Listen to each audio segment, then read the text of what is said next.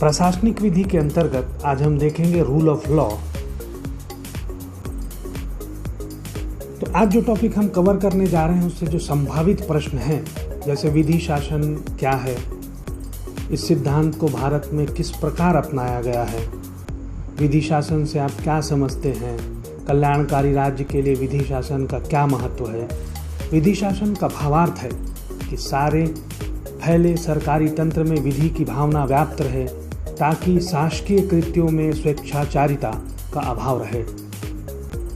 विधि का शासन भारतीय संविधान के रोम रोम में व्याप्त है और भारत में उसके मूलभूत लक्षणों का एक भाग है। इस कथन की व्याख्या करेंगे तो ऐसे ही सभी प्रश्नों का उत्तर जानने का प्रयास करेंगे और आज हम देखेंगे कि विधि का शासन क्या है। तो चलिए देखते हैं। सबसे पहले हम बात करते हैं मीनिंग की कि विधि का शासन या रूल ऑफ लॉ का तात्पर्य क्या होता है। तो विधि का शासन ये जो पद है उसका अर्थ है कि सरकार की जो प्रत्येक कार्य विधि के अनुसार किया जाए। यह सिद्धांत बहुत पुराना सिद्धांत है। इस सिद्धांत के जो प्रवर्तक थे वो न्यायमूर्ति कोक थे, परंतु डायसी ने इस पद की शास्त्रीय व्याख्या की थी। ठीक है, इसकी व्याख्या की, तो इनके नाम से ज्यादा जाना जाता है। तो ये आप याद रखिएगा कि इस सिद्धांत के जो प्रवर्तक हैं वो न्यायाधीश कोक हैं और इन्होंने, डायसी ने क्या किया था, इसकी व्याख्या की थी। तो देखिए कि विधि के शासन की संकल्पना जो है, डायसी जब इनका विस्तार करते हैं तो ये कहते हैं कि इसके 3 सिद्धांत जो हैं वो निहित होते हैं। तो विधि के शासन में सबसे पहले जो चीज़ है वो ये है कि supremacy of law.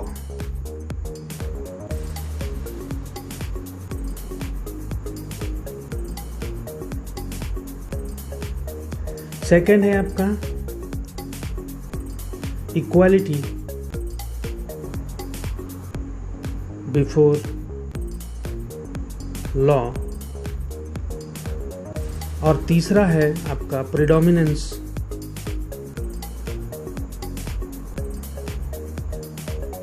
Of legal spirit. तो हम इन्हीं पदों की व्याख्या करेंगे और इनसे समझने का प्रयास करेंगे कि रूल ऑफ लॉ क्या होता है। तो देखिए, सबसे पहले हम देखते हैं कि सुप्रीमेसी ऑफ लॉ, जिसको हम कहेंगे विधि की सर्वोच्चता।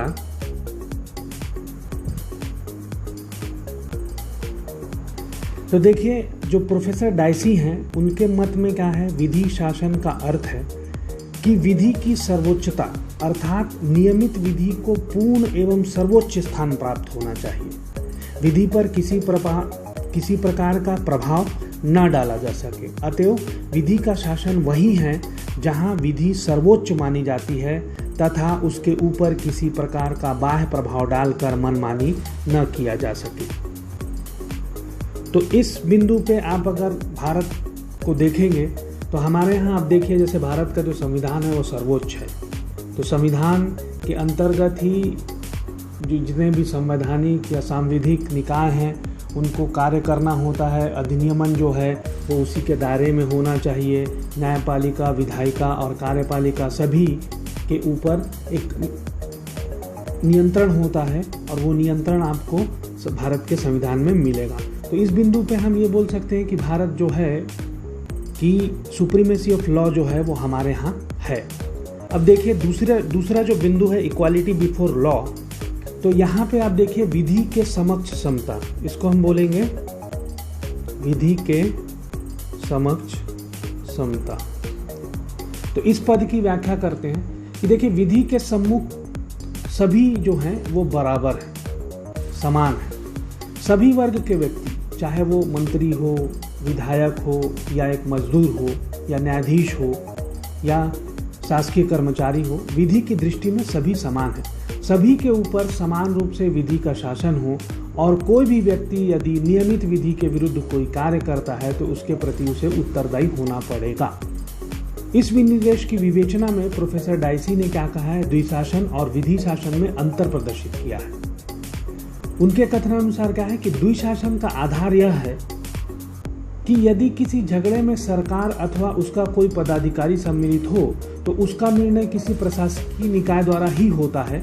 तो आप ये मान के न चलें कि यहाँ पे जो है वो समानता नहीं दिखाई देती है। तो ये दोनों में अंतर है, विधि के शासन और द्विशासन में। तो ये हुआ आपका विधि के समक्ष समता। और तीसरा जो पद है वो देखिए प्रिडोमिनेंस ऑफ लीगल स्पिरिट। तो यहाँ पे विधिक भावना की, जिसको हम क्या कहेंगे, विधिक भावना की प्रबलता।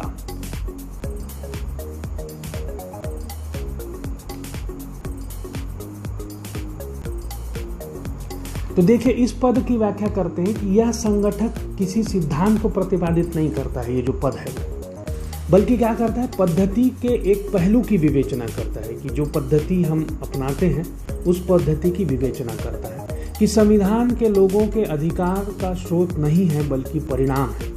ठीक है, तो संविधान जो है हमारे यहाँ वो क्या है, लोगों के अधिकारों का स्रोत नहीं है, ये इसका परिणाम है।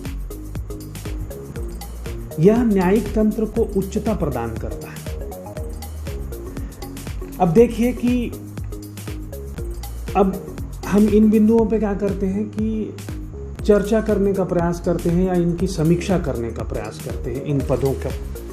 और जो डायसी का सिद्धांत है विधि का शासन, उसको देखने का प्रयास करते हैं और समझने का प्रयास करते हैं। देखिए डायसी ने क्या किया, मूलतः विधि शासन के अस्तित्व की कल्पना और विस्तार जो है उसने कहाँ से करी है, फ्रांस के ड्रॉइट एडमिनिस्ट्रेटिव से के आधार पर करी है उसने। यह डायसी की एक बहुत बड़ी भूल थी। डायसी ने क्या किया कि इसकी विवेचना करते हुए कई पहलुओं की विवेचना भी की। तो डायसी की यह जो संकल्पना है कि वर्तमान में पूर्णतः अंगीकृत जो है विधि के शासन को आप पूर्ण रूपेण अंगीकरण नहीं कर सकते। यह संकल्पना मूल रूप से सामाजिक, आर्थिक और राजनीतिक मूल्यों पर आधारित है, जो कि परिवर्तनशील है और इसीलिए इसे भी परिवर्तनशील माना जाना चाहिए। तो देखिए कि अब ये कहना उचित नहीं है कि प्रशासनिक विधि विधि शासन के विरुद्ध है। अब इस संदर्भ में अगर हम प्रशासनिक विधि को देखें तो ये क्या होगा कि ये विधि के शासन जो है इसके विरुद्ध है, ऐसा प्रतीत होता है। परंतु क्या है कि विधि शासन की भांति प्रशासनिक विधि प्रशासनिक अधिकारियों के कार्यों को न्यायिक रूप से नियंत्रित करता है। प्रशासनिक विधि के अधीन प्रशासनिक अधिकारियों के कृत्यों को नियंत्रित करता है तथा न्यायालय में स्वयं प्रशासनिक निकायों के अधीन है। तो यह कहना उचित नहीं होगा कि प्रशासनिक विधि के अधीन समान सुरक्षा प्राप्त नहीं है। तो ये था आपका, हमने जो संक्षिप्त रूप में परिचय देखने का प्रयास किया कि विधि का शासन क्या है। अब हम देखते हैं कि भारत में क्या स्थिति है विधि के शासन की।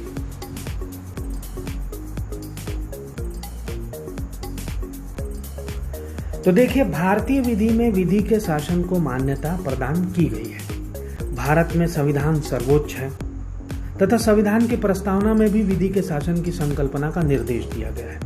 अब एक केस है मनीलाल वर्सेस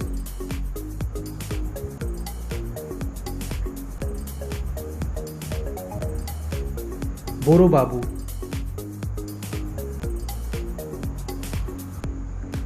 AIR 1994 SC 505 में देखिए कि ये चीज़ बताई गई थी कि भारत में उच्चतम न्यायालय का यह कर्तव्य है, ठीक है, इसकी सुप्रीम कोर्ट की ड्यूटी बनती है कि वो विधि की सर्वोच्चता को बनाए रखे और लोगों के विश्वास को सिद्ध करे कि इस देश में विधि से ऊपर कोई नहीं है, अर्थात विधि का शासन है। तो देखिए भारतीय संविधान के अनुच्छेद 14 में जब आप देखेंगे तो आपको विधि के शासन के सिद्धांत, विधि के समक्ष समता, जो हमने दूसरा पॉइंट देखा था इक्वालिटी बिफोर लॉ, वो आपको देखने को मिलेगा और उसको स्वीकारा भी गया है। तो भारतीय संविधान में व्यक्तियों को मूल अधिकारों की गारंटी है अनुच्छेद 32 के अंतर्गत। इन मूल अधिकारों को उच्चतम न्यायालय द्वारा संरक्षित किया जाता है। तो इस प्रकार यह कहा जा सकता है कि भारतीय विधि में विधि के शासन की जो संकल्पना है वो निहित है। अब इसी संदर्भ में हम देखते हैं Keshavananda Bharati versus state of Kerala. ये AIR 1973 SC 1461 के मामले में उच्चतम न्यायालय ने अभिनिर्धारित किया कि विधि का शासन संविधान की आधारिक संरचना है, बेसिक स्ट्रक्चर है, और इसे संसद द्वारा भी समाप्त नहीं किया जा सकता है। तो विधि का जो शासन है वो बेसिक स्ट्रक्चर है। ये डिसाइड किया गया था आपका Keshavananda Bharati versus state of Kerala के केस में AIR 1973 SC 1461 में। तो मैं आशा करता हूँ कि आपको ये जो इंट्रोडक्शन था रूल ऑफ लॉ का वो समझ में आया होगा।